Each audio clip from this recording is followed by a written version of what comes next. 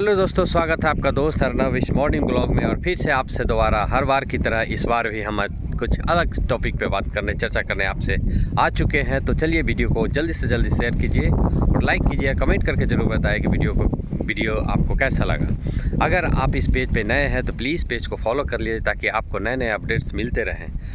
तो चलिए आज मॉर्निंग ब्लॉग में हम आपसे टहलते कुछ ऐसे बातें जो हम हर रोज़ आपसे करते हैं, हमेशा की तरह हर बार हम आते हैं तो कुछ नए टॉपिक के साथ आते हैं, ज्ञान की कुछ बातें होती हैं। तो चलिए इसी तरह आज फिर से हम दोबारा आपको मॉर्निंग आज की पहली सुबह में पहली किरण के साथ आपका स्वागत करते हैं, बहुत बहुत स्वागत करते हैं। और रही बात आप लोगों ने जो हमें प्यार और आभार दिया उसके लिए बहुत बहुत धन्यवाद। और ऐसा ही आप हमें सपोर्ट करते रहिए ताकि मैं आपको इसी तरह की वीडियो आपके पास लाता रहूं। तो चलिए वीडियो में बने रहिए, आगे हम बातें करेंगे, कुछ ज्ञान की बातें होंगी और बहुत सारी बातें करेंगे। तो चलिए इस वीडियो में बने रहिए, पेज को फॉलो कीजिए, चैनल को अगर यूट्यूब चैनल से देख रहे हैं तो प्लीज़ मेरे YouTube channel Arnav Raj learn with fun को ज़रूर से ज़रूर सब्सक्राइब कीजिए और वीडियो को लाइक और शेयर ज़रूर कर दीजिए और कमेंट करके ज़रूर बताइए कि आपको वीडियो कैसा लगा। तो चलिए वीडियो में बने रहिए। तो हम शुरू करते हैं आज का ब्लॉग। इस हरे भरे पेड़ों के बीच जो ये सैर सपाटा जो होती है सुबह का, इतना आनंददायी होता है कि अगर गर्मियों की छुट्टी में लोग आते हैं ग्रामीण क्षेत्रों में तो आपको इसी तरह का माहौल मिलेगा और इसी तरह का वातावरण मिलेंगे। और इसमें देख सकते हैं कुछ लोग वहाँ पे आपको मिल जाएंगे इतने सुबह सुबह बकरियाँ चराते हुए, और वे लोग भी इस मौसम का आनंद ले रहे हैं। तो चलिए वीडियो में बने रहिए, शुरुआत करते हैं आज का कुछ नया टॉपिक के साथ आपसे। तो देख सकते हैं कितने हरे भरे मैदान है।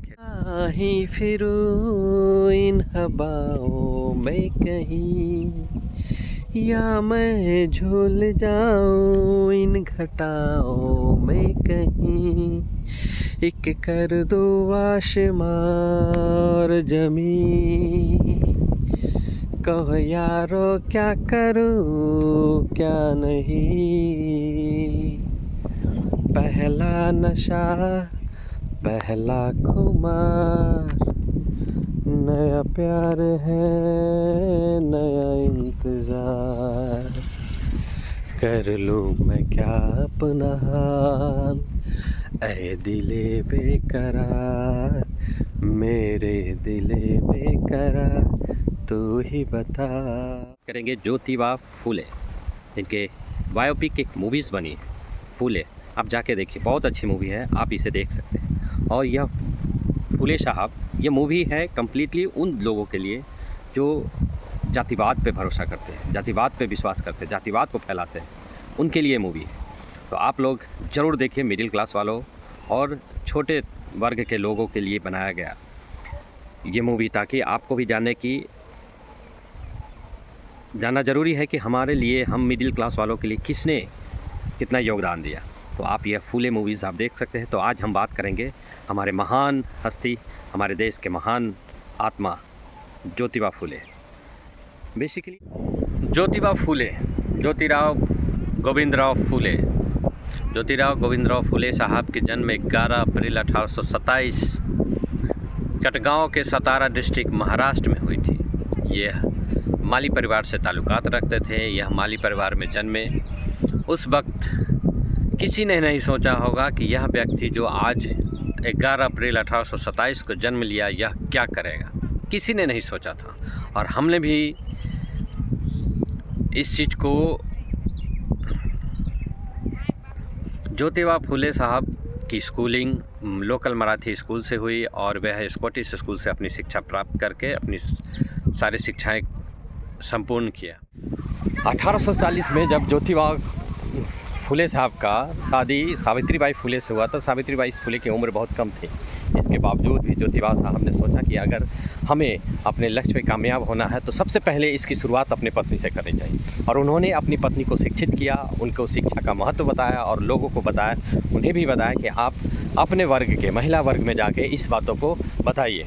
और उसके बाद फिर 1848 में जब उनके एक विवाह समारोह में उनकी बेइज्जती हुई, तब उन्होंने ठाना कि नहीं, हम छोटे जातों को, छोटे कास्ट को शिक्षा बहुत ज़रूरी है, क्योंकि अगर हम शिक्षित होंगे तो हम अपने अधिकार के लिए लड़ेंगे। क्योंकि उनको बहुत इंस्पायर किया था, राइट ऑफ मैन किसी के द्वारा लिखा गया है यह बुक, जो उन्हें बहुत इंस्पायर किया, और उसी बुक से इंस्पायर्ड होके उन्होंने यह कदम उठाया और 1848 में पहली बार तात्या साहब भिड़े के घर पे गर्ल्स स्कूल की शुरुआत की, और हमारे भारत की पहली महिला टीचर बनी सावित्रीबाई फुले। और आज महिला को जो शिक्षा प्रदान हो रहा है, इनकी सारी जो उठाया हुआ कदम, सारी जो नींव डाला हुआ है शुरुआती दौर में, जो भी किया हुआ है सावित्रीबाई फुले और ज्योतिबा फुले साहब के द्वारा, तो आज हम सावित्रीबाई फुले को ना भूलें, क्योंकि उन्हीं के द्वारा दिया गया हम मिडिल क्लास वालों के लिए आज शिक्षा प्रदान हुआ और शिक्षा मिला, और हमें भी पढ़ने का मौका मिला। तो इसका सारा श्रेय ज्योतिबा फुले और सावित्रीबाई फुले के जाता है। वे एक अच्छे लेखक भी थे, और उन्होंने एक किताब लिखी थी गुलामगिरी 1873 में, और उसी साल 1873 में ही सत्यशोधक समाज की स्थापना की थी। इस संगठन का एक विचार था कि हम समाज में सबों के लिए एक न्याय रखेंगे, सबको बराबर का हक होगा, सम्मान होगा, सभी को सम्मान मिलेगा।